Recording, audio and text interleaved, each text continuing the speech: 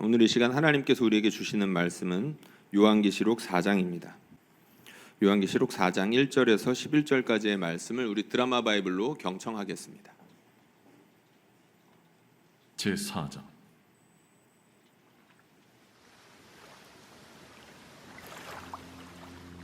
이 일 후에 내가 보니 하늘에 열린 문이 있는데 내가 들은 바 처음에 내게 말하던 나팔 소리 같은 그 음성이 이르되 이리로 올라오라. 이후에 마땅히 일어날 일들을 내가 네게 보이리라. 내가 곧 성령에 감동되었더니 보라, 하늘에 보좌를 베풀었고 그 보좌 위에 앉으신 이가 있는데 앉으신 이의 모양이 벽옥과 홍보석 같고 또 무지개가 있어 보좌에 둘렸는데 그 모양이 녹보석 같더라. 또 보좌에 둘려 24 보좌들이 있고 그 보좌들 위에 24 장로들이 흰 옷을 입고 머리에 금관을 쓰고 앉았더라.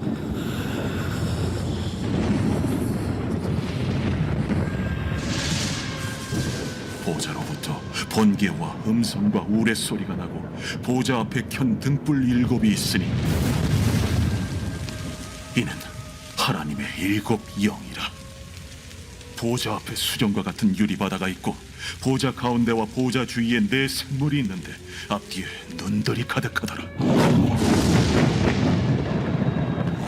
그 첫째 생물은 사자 같고 그 둘째 생물은 송아지 같고 그 셋째 생물은 얼굴이 사람 같고 그 넷째 생물은 날아가는 독수리 같은데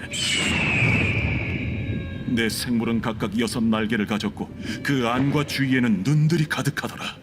그들이 밤낮 쉬지 않고 이르기를 거룩하다, 거룩하다, 거룩하다.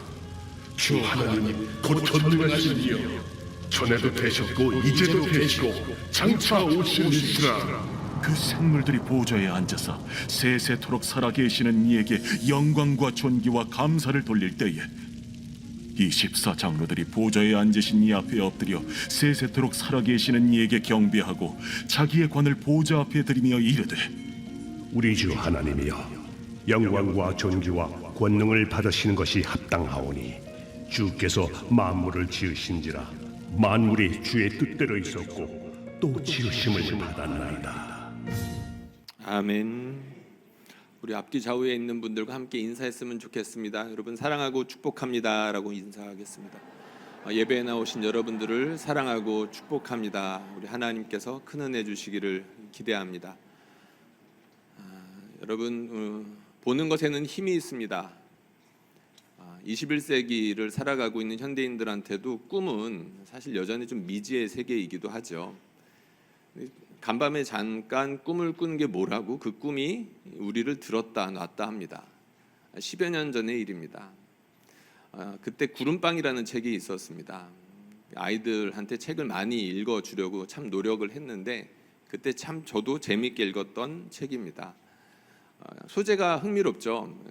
나뭇가지에 걸려있는 구름을 재료로 삼아서 반죽을 했고 그리고 그것으로 빵을 먹으면 두둥실 떠다닌다는 이야기입니다. 제가 이 책을 너무 몰입해서 봤던 것 같습니다. 그리고 이제 그때 제가 뭘 하고 있었냐면 당시에는 이제 미국 유학 가려고 열심히 토플 학원도 다니고 이제 비자 준비도 하고 이제 그런 상황이었었습니다. 미국도 너무 가고 싶고 구름빵도 너무 재밌고 근데 이 2개가 꿈에 같이 나온 겁니다. 나무에 걸린 구름빵을 제가 먹고 막 미국으로 날아가는 거예요. 근데 그런 꿈 꾸기를 여러 번 했습니다. 사람이 참 이제 간사하다고 해야 될까요? 하고 싶은 게 있다 보니까 제가 이제 당시 신학도 이미 한 상태였었고 이제 신학으로 유학을 하려고 했으니까 야, 내가 신령한 꿈을 꿨구나라는 생각이 아내한테 나눴습니다. 여보, 나 꿈을 꿨어. 우리가 미국에 갈 것 같아. 내가 구름빵을 먹고 우리가 함께 미국으로 날아갔어. 아내가 당신은 어떻게 꿈을 꿔도 그렇게 아이같이 꾸냐고 이렇게 이야기를 했습니다. 이후에는 이제 당연히 자연스럽게 미국에 갈 줄 알았는데 못 갔습니다. 비자 2번 연거푸 거절을 당했고 그 당시에는 좀 상심도 하긴 했지만 곧바로 이제 하나님의 귀한 섭리가 있었고 바로 전임 사역지로 들어갈 수 있었고 지금까지 하나님의 크신 도움 가운데 만족하면서 크게 기뻐하면서 살고 있습니다. 그때 꾼 꿈은 개꿈이었던 거죠. 저는 그렇게 신령한 사람이 아니었던 겁니다. 여러분들 중에서도 꿈을 자주 꾸시는 분들이 있을 거고, 뭐 가끔 꾸든 적게 꾸든 어쨌든 꿈은 꾸면서 사실 겁니다. 근데 그 꿈이 말씀드렸던 것처럼 뭐라고 나한테 그렇게 위로가 되기도 하고 찔림이 되기도 합니다. 내가 만약에 어떤 일들을 숨기고 싶고 하나님과 사람들 앞에서 부끄러운 일이 있는데 꿈에 그게 자꾸 나오는 거예요. 그러면은 그게 나한테 찔림이 되죠. 하나님이 보시나 보다. 때로는 내가 너무 힘든 일들이 있는데 그걸 또 하나님께서 기가 막히게 꿈을 통해서 보여주시는 경우들이 있습니다. 하나님이 내가 힘든 거 다 아시나 보다. 그럴 때가 있습니다. 20년도 지난 일입니다. 그때는 한 장례식이 있었는데 제 여동생이 전도한 한 친구가 교회 나온 지 얼마 안 돼서 암에 걸렸고 얼마 지나지 않아서 급하게 이제 천국에 간 일이 있었습니다. 동생이 전도한 친구였는데 뭐 알고 전도한 게 아니었죠. 나중에 갑자기 아픈 거고 갑자기 죽게 된 일이었었습니다. 그러다 보니까 너무 어린 친구가 빨리 그렇게 천국에 가서 마음이 너무 아팠습니다. 그런데 동시에 우리 하나님께서 이 친구 구원하시려고 그래도 교회 보내주시고 복음을 듣게 하시고 예수님 믿고 천국 가게 하시는구나라는 생각에 감사하기도 했습니다. 그렇게 안타까운 마음, 감사한 마음을 가지고 장례식장에 갔습니다. 그 장례식장에서 한 무리의 이제 손님들이 있었는데 그 고인의 어머니 되시는 분이 다니던 교회 성도들이 이렇게 왔었습니다. 그 중에 한 사모님께서 조심스럽게 이야기를 시작하셨는데 하루 이틀 전에 꿈을 꾸셨다는 겁니다. 꿈을 꿨는데 이 친구 얼굴이 생생하게 나왔고 하늘에 천사들이 내려와서 이 친구를 어떤 탈 것에 태워서 하늘에 천국에 데리고 올라가는데 이 친구를 향해서 참 예쁘기도 하여라 그리고 가볍기도 하여라 라면서 서로 이렇게 말을 주고받으면서 천국으로 올라가더라는 얘기였었습니다. 단순한 이야기지만 당시의 상황 가운데에서 그 유족들에게 참 많이 위로가 됐던 것 같습니다. 그리고 그 이야기를 듣고 있었던 청년들, 친구들 함께 그 말이 뭐라고, 그 꿈이 뭐라고 참 위로가 됐던 적이 있었습니다. 오늘 우리가 본 이 본문은 요한계시록입니다. 요한계시록의 장르는 묵시입니다. 요한 묵시록이라고 불러도 되는데 요 묵시라는 장르는 여러 환상과 숫자, 상징으로 이루어진 장르를 뜻합니다. 하나님께서 지금 눈에 보이는 현실이 전부가 아니야 라고 말씀해 주시려고 특별한 방식으로 선지자들과 사도들에게 말씀하셨는데 그 일부가 이제 성경에 남아 있다는 것이겠죠. 보통 많은 사람들은 눈앞에 있는 현실들에 사실은 휘둘려 살기 마련입니다.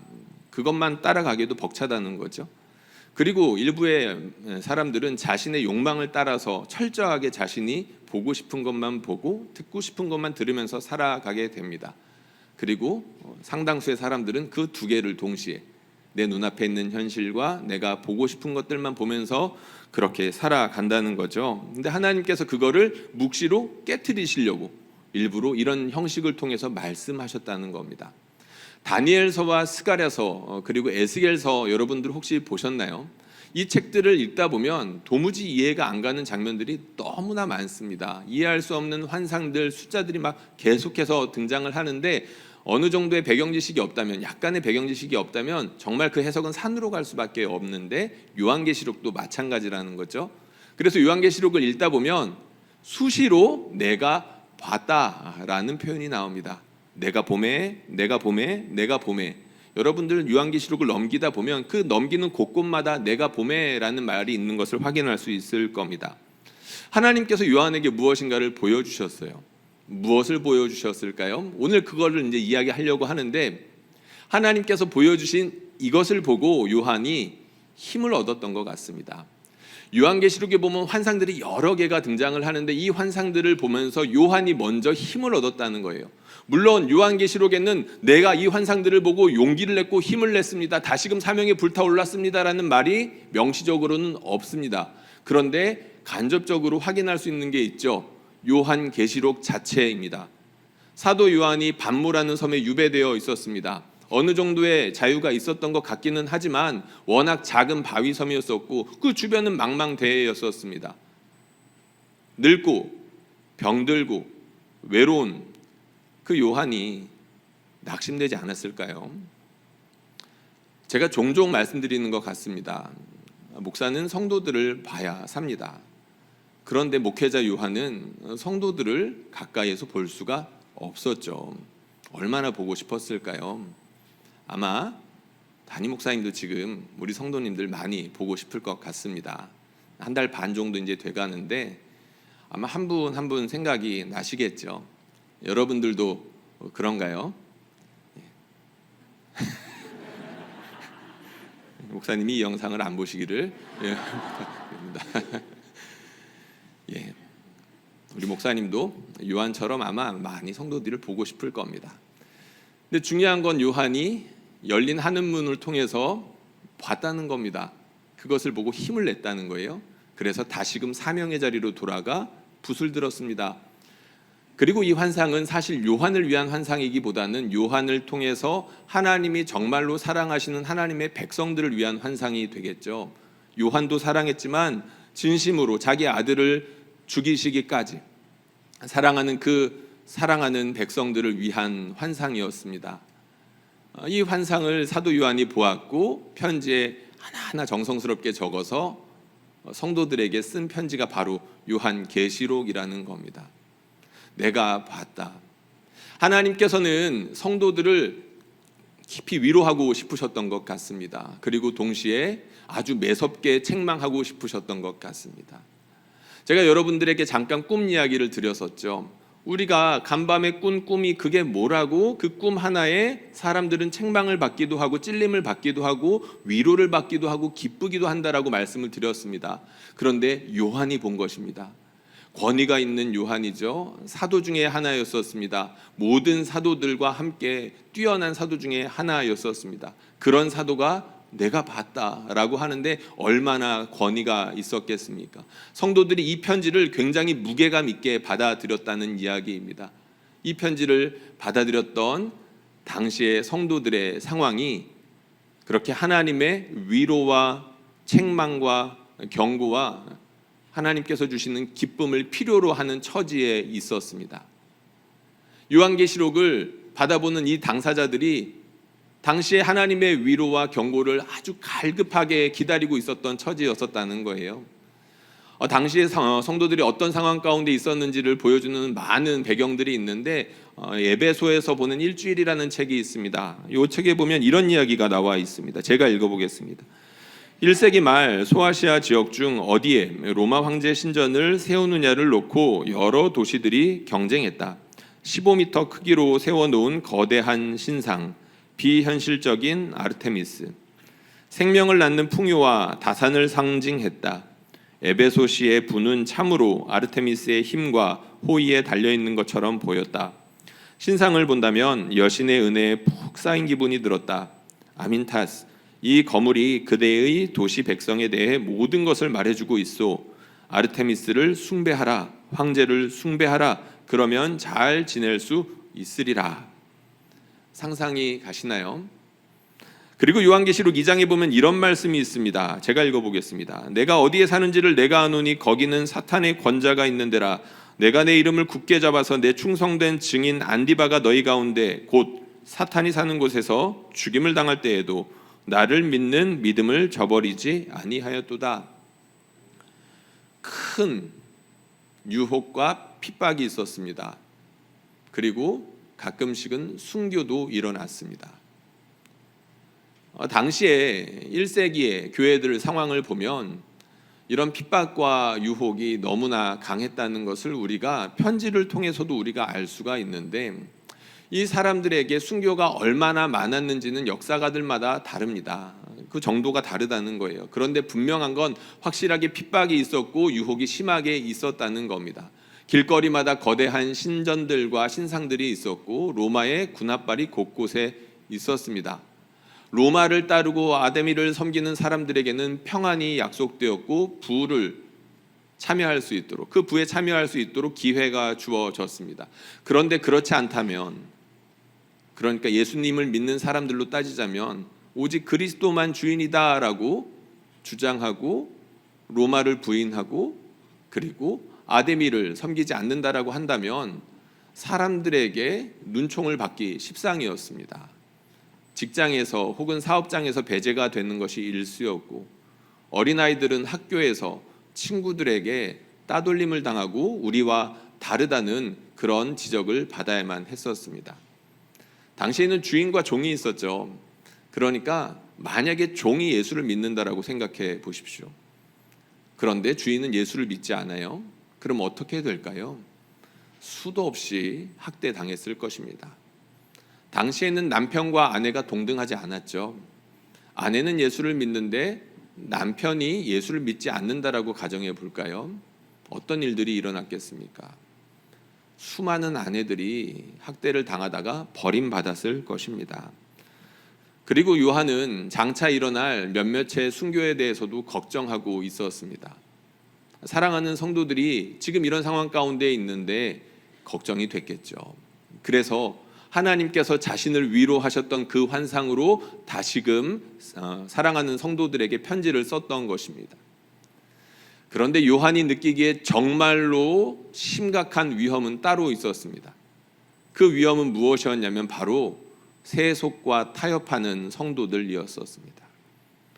거짓 가르침이나 세상에 많은 유혹과 핍박이 있었다라고 했는데, 그런 핍박 가운데에서도 믿음을 굳세게 지키는 사람들이 있었던 반면, 그 사람들은 하나님께서 너희와 함께 하신다라는 위로로 충분했을 터이지만 하나님을 자꾸 떠나려고 하고 실제로 신앙을 버리고 그리고 어느 정도 적당한 선에서 타협하는 사람들이 막 곳곳에 생겨난다는 소식이 들리는 겁니다. 요한에게 그것은 청천벽력 같은 소리였었습니다. 왜요?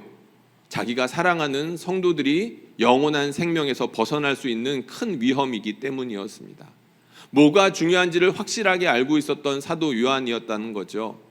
우리 성도들이 신앙을 지키다가 안타까운 일들, 고난을 당할 수 있어. 그래, 이것은 너무나도 가슴 아픈 일이야. 안 그랬으면 좋겠어. 그런 마음은 있지만 이것보다 더 심각한 일, 우리 성도들이 세상 가운데 돈의 욕심 때문에, 이성적인 유혹 때문에, 그리고 너무 게을러서 혹은 너무 분주해서 신앙에서 떠나가고 있고 점점 그 신앙이 미지근해지고 있는 것이 보인다면 요한에게 그것보다 더 큰 위협은 없었다라는 겁니다. 요한은 참 목자였었으니까요.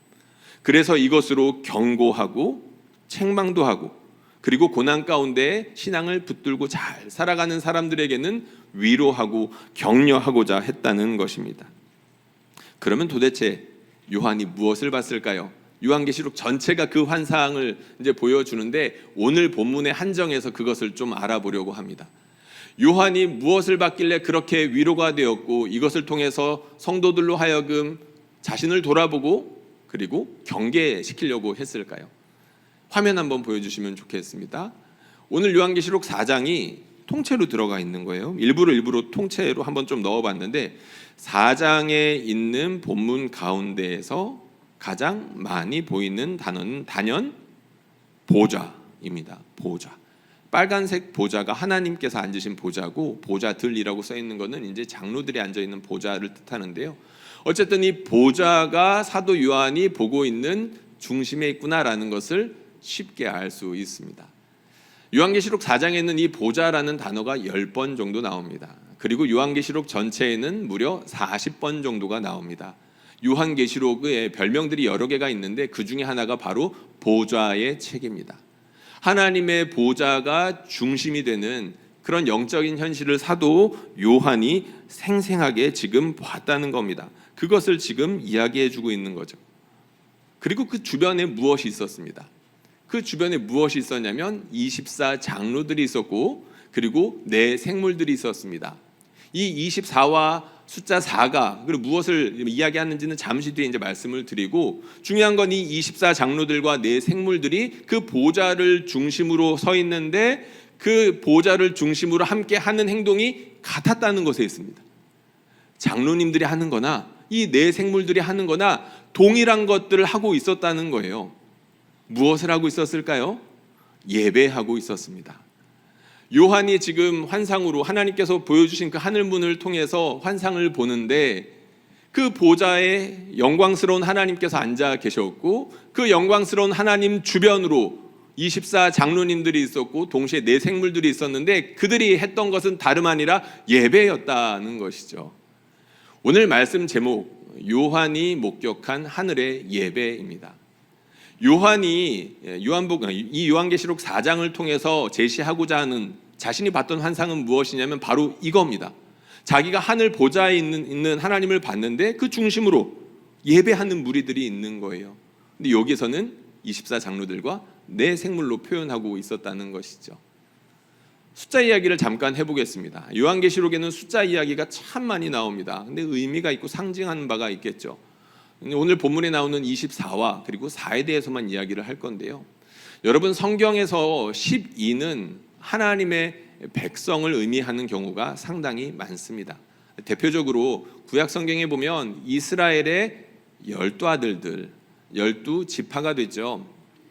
그리고 신약 성경으로 넘어오면 하나님의 백성들은 하나님의 교회로 대체가 되는데 그 교회들의 기둥과 같은 사람들은 누구였습니까? 12사도들이었었습니다. 이상하죠?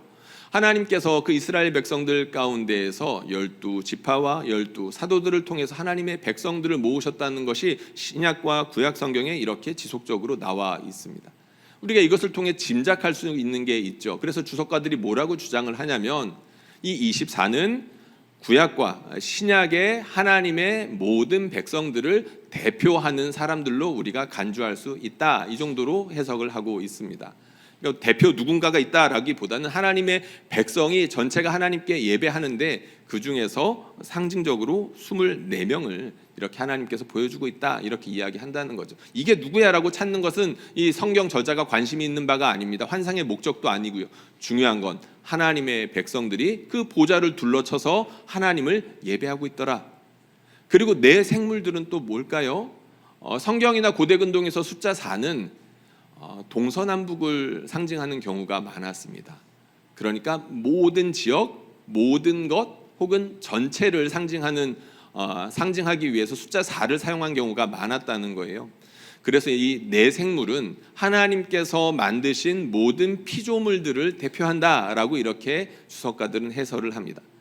그러니까 이 땅에 하나님께서 지으신 모든 피조물들, 그리고 그 중에서도 하나님께서 선택하신 하나님의 백성들이 우리 하나님의 보좌 주변을 둘러치면서 뜨겁게 예배하고 있었다라는 것입니다.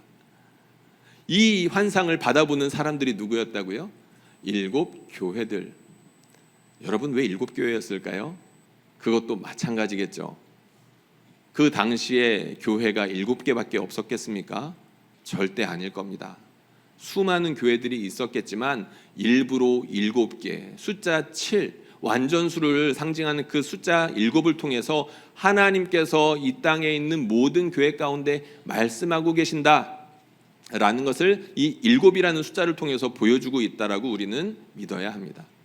그러니까 이 환상 역시 사도 요한이 하나님의 성령을 힘입어서 열린 하늘문을 통해서 그 본 하늘의 환상은 다름 아니라 우리를 위해 주어진 환상이다라고 믿음으로 받을 수 있다는 것이죠. 여러분, 믿으시기를 바랍니다. 꼭 무엇인가를 직접 봐야 직성이 풀리는 분들이 있어요. 지난주에 우리 김성진 목사님이 설교를 아주 잘해 주셨죠. 감추어진 것 보려고 하다가 큰일 날 수 있습니다. 하나님께서 우리에게 드러내신 것들이 있는데 그 드러낸 것들 가운데 우리가 주목할 필요가 있다는 거죠. 사도 요한이 그것을 우리에게 전해 주었었습니다. 우리가 이 예배를 통해서, 그러니까 이 환상을 통해서, 이 환상 가운데 드려지는 예배를 통해서 요한이 목적하는 바가 있었던 것 같아요. 그것이 무엇일까요? 하늘에서 드려지는 예배하고 지금 너희가 드리는 예배하고 무엇이 비슷하고 무엇이 다른지 살펴보라는 이야기이겠죠. 많은 사람들이 예배하고 있잖아요. 많은 교회들이 예배하고 있습니다. 당시에도 그랬고요. 그런데 사도 요한이 하늘의 환상을 통해서 야, 너희가 드리는 예배는 이 환상과 비교해 봤을 때 뭐가 비슷해? 라고 물어보는 것이고, 너희가 드리는 예배는 이 환상과 얼마나 차이가 나? 라고 스스로 돌아보며 반성할 수 있게끔 했다는 것입니다. 우리에게도 마찬가지라는 거죠. 하늘에서 드려지는 이 예배 가운데 우리가 딱 세 가지 특징만 살펴보려고 합니다. 사도 요한이 목격한 이 하늘의 예배 가운데 우리가 좀 주목했으면 하는 세 가지 특징이 있는데, 첫 번째 특징은 바로 하나님의 보좌를 중심으로 예배를 드리고 있었다는 사실입니다. 하나님의 보좌를 중심으로 예배를 드리고 있었다. 여러분, 이 말은 너무나도 많은 분들이 당연하게 여길 것 같습니다. 그래서 마음에 잘 안 와닿을 수 있다는 거예요. 그런데 우리가 한번 잠깐만 생각해 봅시다. 보좌를 중심으로, 그러니까 하나님의 통치를 중심으로 살아가지 않는 사람들이 얼마나 많이 있는지 모릅니다. 믿지 않는 사람들은 당연한 것이고, 교회 안에서조차도 하나님을 중심으로 두고 살아가지 않는 사람들이 너무나 많이 있다는 것이죠.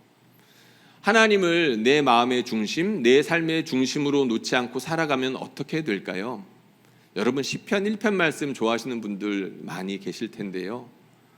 악인의 모습은 무엇으로 그리고 있죠?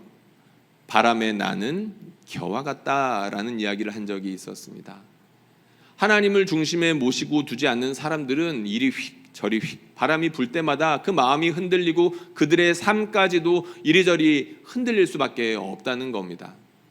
여러분, 많은 사람들은 자신의 인생의 주인이 자신이라고 생각하면서 사는 경우가 참 많죠. 믿지 않는 사람들도 그렇고 믿는 사람들 가운데에도 그런 분들이 꽤 있습니다.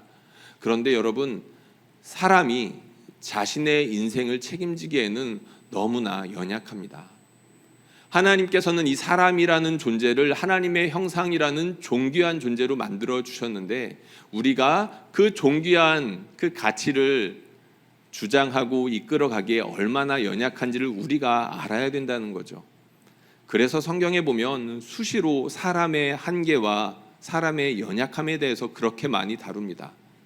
여러분, 우리가 작게, 아니면 작은 부위가 조금만 아파도 신경이 쓰이죠. 우리가 조금만 아파도 다른 사람들의 도움을 받아야 됩니다. 사람이 그렇게 연약합니다. 그런데 하물며 우리를 지으신 하나님 없이 자기 혼자서 멋대로 살아가려고 한다라고 생각해 보십시오. 그리고 사람은 무엇인가를 항상 예배하면서 살아가는 존재입니다. 사람들은 자기가 간절히 갈망하는 것들을 따라서 살기 마련이라는 거죠. 그래서 사람이 무엇을 예배하는지, 그 사람이 뭐를 하는지를 보면 알 수 있다고 이야기합니다. 여러분, 지금 우리 시대는 소비의 시대죠. 이 이야기가 나온 지 벌써 60년도 넘었습니다. 우리 시대는 소비의 시대라고 할 수 있는데, 이 사람이 무엇을 사는지에 따라서 사람들의 계급이 달라지고, 이 사람들이 다른 사람들에게 좋게 보일 수도 있고 나쁘게 보일 수도 있다는 거예요. 그러다 보니까 너도 나도 무엇을 살지, 무엇을 사고 싶은지 얘 마음을 빼앗기고 있습니다. SNS의 시대죠. 그래서 너무나 멋진 것들이 이 세상 가운데 잘 포장되어서 등장하고 있습니다. 그래서 옆집에서 이걸 샀대. 그러면 일단 기웃거리면서 보고 싶기라도 합니다. 여기에는 보통 이제 장년들이 계시니까 남자분들 중에 차 좋아하는 분들 많으시죠. 옆집에서 어떤 차를 샀어요. 눈이 휙휙 돌아갑니다. 마음을 빼앗기죠. 또 집이 모든 사람들에게는 큰 로망이죠. 옆집에서 이제는 좋은 집을 사서 이사 간대. 마음이 흔들립니다. 여러분, 우리 그렇게 마음이 흔들릴 수 있습니다. 사람이니까요. 그런데 평생 그렇게 살다가는 어디로 우리가 향하게 될지는 정말 누구도 장담할 수 없습니다. 하나님께서는 우리에게 중심 잡고 살라고 요한에게 환상을 보여주셨습니다. 너의 중심은 어디에 가 있니? 하나님의 보좌에 있는지, 하나님의 통치에 가 있는지 그것을 보라고 하나님께서 요한에게 이 귀한 환상을 보여주셨다는 것이죠. 바라기는 저와 여러분 모두 우리 하나님의 보좌를 중심에 두고 살 수 있기를 축복합니다. 그리고 요한이 본 중요한 두 번째 특징이 있습니다. 하늘에서 예배하고 있는데 이 예배의 두 번째 특징이 있어요. 그것이 무엇이냐면 찬양하는 것입니다. 경탄하는 것입니다. 우리 시대는 무엇인가를 넉넉히 바라보기에는 너무 바쁩니다. 무엇인가의 아름다움을 눈치채려면 시간이 필요하거든요. 이 사람이 얼마나 아름다운 존재인지, 그리고 내가 바라보고 있는 경치가 얼마나 디테일한 아름다움을 가지고 있는지를 바라보려면 시간이 필요하다는 겁니다. 그런데 저희는 지금 10분의 영상도 피곤해서 1분 미만의 쇼츠와 릴스라는 그런 프로그램으로 다 대체가 되고 있죠. 잠깐 머무는 것이 쉽지 않은 시대가 되어버렸습니다. 그런데 요한이 본 환상을 보니까 그 주님의 보좌 앞에서 있던 24 장로들과 네 생물들이 뭘 하고 있는지 써놓은 장면이 있습니다. 요거 한번 같이 읽어볼게요. 8절 말씀입니다. 8절 말씀 우리가 소리내서 읽어볼게요. 시작. 네 생물은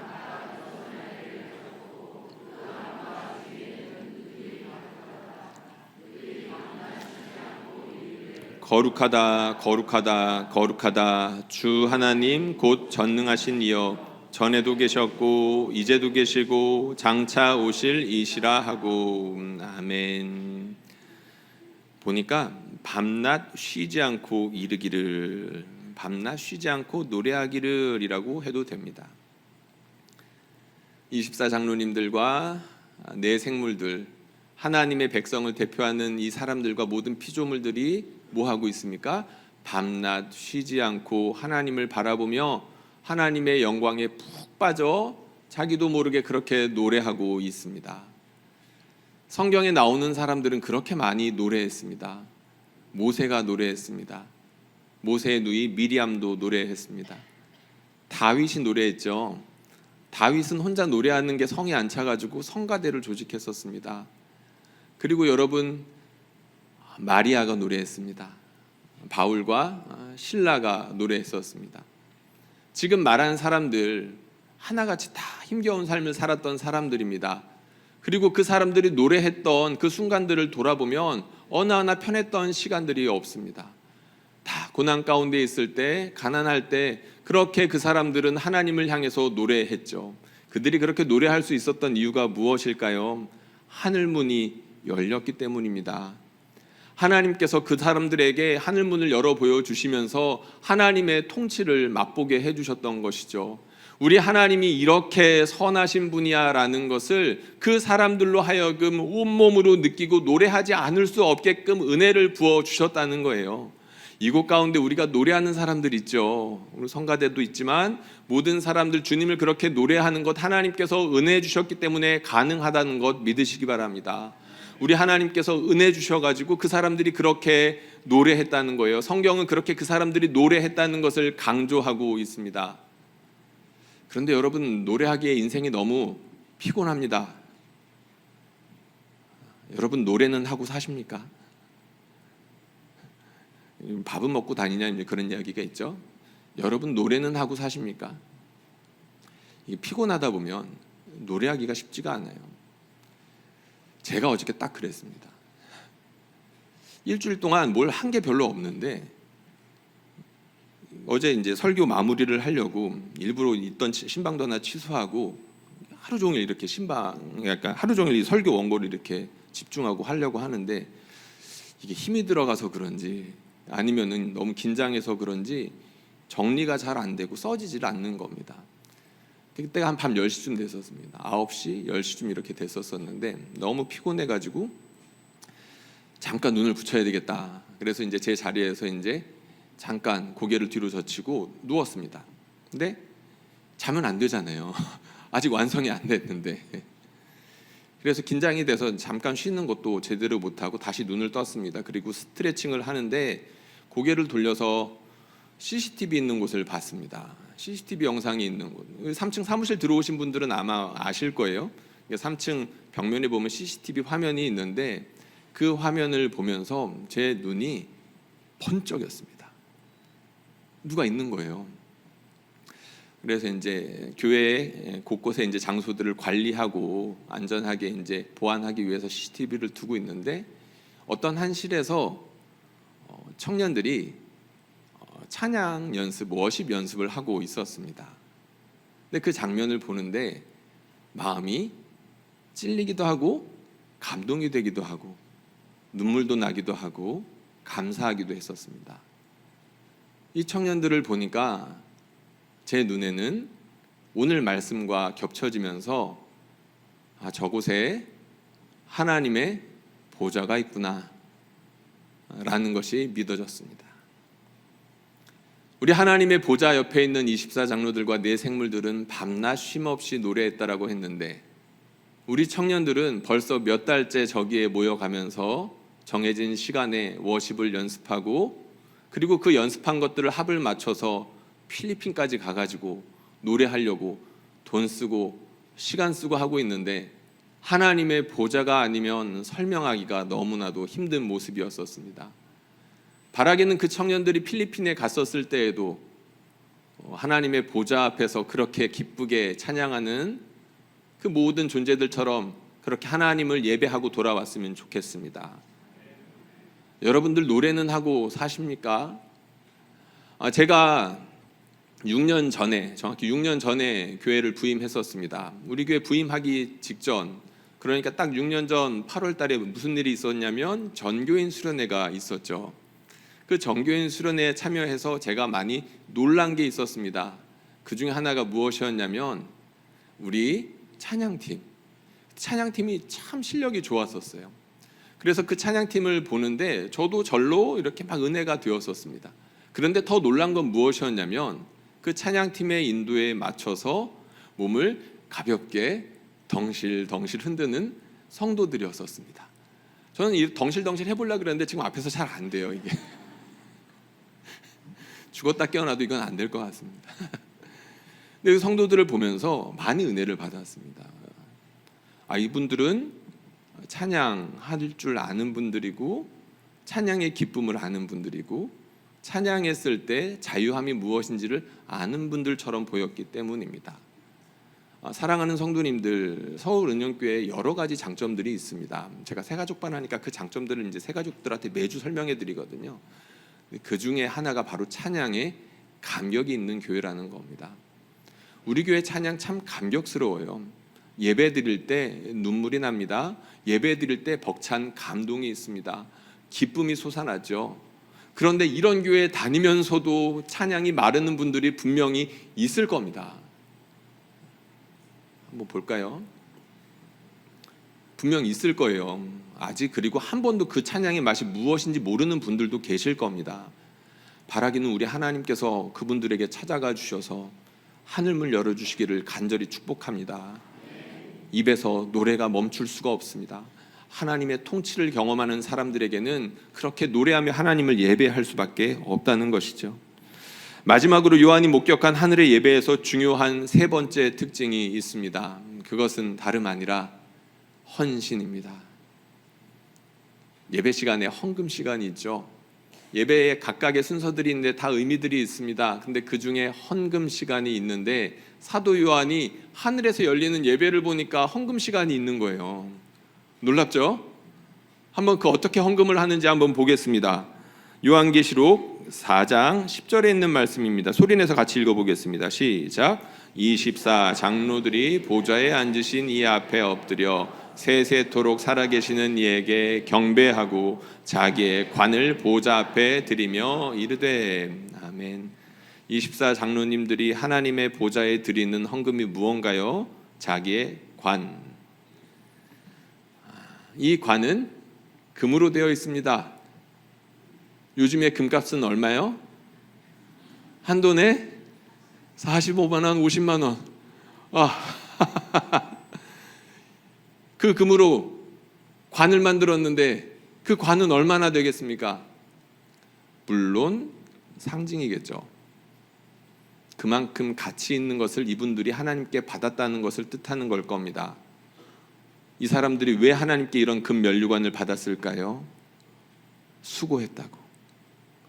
믿음으로 사느라 수고했고, 믿음으로 참느라 수고했고, 믿음으로 견디느라 수고했고, 믿음으로 열심히 봉사하느라 수고했고, 믿음으로 애매한 고난을 당하느라 수고했고, 하나님이 그거 다 아시고 선물로 주신 겁니다. 하나님께서 이 땅에서 수고한 성도들에게 너희 수고했다라고 이 금면류관을 선물로 주신 거예요. 근데 이 사람들이 지금 그거 뭐 하고 있습니까? 하나님께 다시 그 돌려드리고 있어요. 왜 다시 돌려드릴까요? 하나님의 보좌 옆에 있다 보니까 내가 받은 것들이 다 주님의 은혜였구나, 이게 마음속 깊이 느껴졌기 때문에 다시금 하나님께 돌려드렸던 겁니다. 어떤 목사님은 이 장면을 두고 이렇게 표현하기도 했었습니다. 하나님께서는 성도들을 칭찬하시며 선물을 주십니다. 성도들은 그 받은 선물을 하나님의 은혜로 받은 것이니까 다시금 하나님께 감사하며 돌려드립니다. 하나님께서는 그러한 백성들이 너무나도 귀하고 귀해서 더 큰 상금으로 그들에게 채워주십니다. 그 큰 상금을 받은 하나님의 백성들은 마음을 새롭게 하며 하나님께 다시금 새 노래로 하나님께 영광을 드립니다. 무한 반복이 된다는 거예요. 우리 신앙인의 삶이 그러해야 된다는 것입니다. 많은 성도들이 하나님께 드려본 경험이 있습니다. 우리가 그렇게 드릴 수 있는 이유가 무엇일까요? 물론 어떤 분들은 기복, 정말로 말 그대로 내가 이것을 통해서 어떤 것을 더 많이 받고자 하는 그런 미신적인 마음으로 드리는 경우가 가끔 있습니다. 그런데 하나님께서는 그런 사람들의 드림까지도 기꺼이 아름답게 훈련시켜 가실 것이고 더 나은 헌신으로 바꿔주실 것이라고 저는 믿습니다. 그런데 우리가 정말로 하나님께 드리는 거 왜 드리는 거죠? 감사해서 드립니다. 우리가 예배 시간에 헌금 시간에 있는데 일부를 드리죠. 우리가 가진 것에 아주 일부를 드립니다. 그런데 하나님께 그 일부를 드릴 때 동냥하듯 하는 사람들 있습니까? 혹시 있다면 빨리 그 마음을 바꾸시기를 바랍니다. 우리 하나님은 거지가 아니시거든요. 우리 하나님은 왕이셔요. 모든 것들을 다 가지고 계시는 왕이십니다. 그런데 우리에게 자꾸 헌신을 요구하시는 이유가 뭘까요? 우리가 그 하나님의 선하신 통치를 맛보았으면 좋겠다는 거겠죠. 그 하나님의 선하신 통치를 맛본 사람들이 정말로 진지한 마음으로 감사한 마음으로 하나님께 자신의 것을 기꺼이 돌려드리는 그 모습을 보고 싶으셨기 때문입니다. 우리가 드릴 때 우리는 일부, 우리의 수입의 일부를 드리지만 그 시간은 우리 전부를 드리는 시간입니다. 우리가 하나님께 일부를 드리지만 우리가 하나님께 내 삶 전체를 하나님께 드리겠다고 약속하는 시간이기도 합니다. 어떤 집회에 가봤습니다. 근데 그 집회에 갔는데 찬양 시간에 굉장히 비트가 빠르고 신나는 찬양을 하는 겁니다. 궁금해서 한번 물어봤어요. 보통 헌금 시간에는 진중하고 마음을 차분해하고 영광 돌리는 찬양 이렇게 할 것 같은데 굉장히 이렇게 비트가 빠른 찬양을 하네요. 그러니까 가능하면 집회 때마다 그렇게 하려고 합니다 라고 하더라고요. 왜요? 물어보니까 하나님께 드리는 건 기쁜 일이잖아요. 어느 정도 수긍이 되었었습니다. 물론 그렇다고 항상 비트가 빠른 노래를 할 수는 없겠지만 그 이유, 그러니까 그렇게 기쁘고 즐거운 마음으로 하나님께 우리가 드려봅시다 라고 하는 그 단체의 마음은 헤아릴 수가 있었던 것 같습니다. 우리가 제자 훈련하는 교재에 보면 성령의 비전이라는 챕터가 나옵니다. 성령의 비전, 성령의 환상이라고 해도 괜찮을 만한 그런 챕터인데 성령의 비전이라는 챕터에서 그 비전을 어떻게 설명하냐면 그 목사님께서 이렇게 설명을 합니다. 이렇게 살다가 죽어도 괜찮겠다. 이것을 추구하면서 살다가 죽어도 괜찮겠다 싶은 어떤 것, 그것이 바로 비전이고 환상이다, 이런 이야기를 해주죠. 요한이 지금 보고 있는 하나님의 보좌와 그 보좌를 중심으로 예배하고 있는 모든 존재들, 왜 자꾸만 이렇게 그 보좌를 향하여 자기 걸 드립니까? 그 환상 가운데 푹 빠져 있기 때문이죠. 우리 교회는 제자 훈련을 이끄는 교육자들도 있고 평신도 이끄미들이 있습니다. 그 이끄미들과 상반기 한 두어 번 정도 나눔을 가졌어요. 그래서 그분들과 이런저런 나눔들을 이어갔습니다. 근데 마침 이 성령의 비전에 대한 이야기를 할 차례였던 것 같은데 성도들 중에 일부가, 그러니까 그 이끄미들 중에 몇몇 분이 이런 이야기를 해주셨습니다. 목사님, 지금 이 제자 훈련 이끄미를 하면서 시간을 드리고 말씀을 나누고 그리고 내 돈을 쓰기도 하고 이렇게 하면서 하나님의 일을 하는데 이 일을 하다가 죽어도 괜찮을 것 같아요 라는 이야기를 해주셨어요. 제가 그 말 한 사람들 다 기억하고 있습니다. 예, 우리 같이 그렇게 살아봅시다. 예. 아멘. 여러분 가운데에는 젊었을 때 여러분들 전체를 들여본 경험이 있는 분들이 계실 것입니다. 그리고 여러분들 중에는 여러분들이 가지고 있는 큰 재산의 일부를, 굉장히 많은 부분을 들여본 경험이 있는 분들도 계실 겁니다. 요한의 편지를 받아보는 사람들도 그랬겠죠. 그런데 요한이 이거 왜 쓰는 걸까요? 하나님께 드리는 그러한 헌신이 과거에 머물면 안 되기 때문입니다. 한 번으로 그쳐서는 안 된다는 것이죠. 하나님께 드리고 하나님께서 또다시 칭찬해 주시고 우리는 더 감사한 마음으로 하나님께 드리고, 이러한 일들이 우리의 생 가운데 주님의 얼굴을 보러 갈 그날까지 끊임없이 이어져야 될 것이고, 우리가 주님의 얼굴을 대면하는 그때에는 더욱더 감사하고 열정적으로 하나님께 그렇게 드리는 일들을 하면서 살아가게 될 것 아니겠습니까? 우리가 과거에 머물지 않았으면 좋겠습니다. 우리 교회는 과거에 우리 교회를 팔아서 선교를 했던 경험이 있는 교회이지요. 여러분, 그거 언제까지 우리가 자랑만 하고 있겠습니까? 하나님께서는 우리에게 헌신을 요구하고 계십니다. 이 단에 서는 목회자들이나 함께 교회를 섬기고 있는 중직들이나 그리고 함께 이 교회를 위해서 기도하고 교제하는 모든 성도들에게 우리 전부를 하나님께 드릴 것을 강력하게 요청하고 계십니다. 사랑하는 성도님들, 우리 하나님께서는 우리에게 환상을 보여주셨죠. 왜 보여주신다고 그랬나요? 자꾸 사람들이 자기가 보고 싶은 것만 보니까, 눈앞에 있는 현실에 자꾸 휘둘리면서 사니까 하나님께서 환상 보여주신다라고 했습니다. 요한이 보았던 이 환상을 우리에게 주시는 하나님의 비전으로 삼으시기를 축복합니다. 그리하여서 우리 입에 노래가 마르지 않고 끊임없이 하나님을 기쁘시게 우리 자신을 전부를 드릴 수 있는 저와 여러분들 그렇게 될 수 있기를 주님의 이름으로 축원합니다.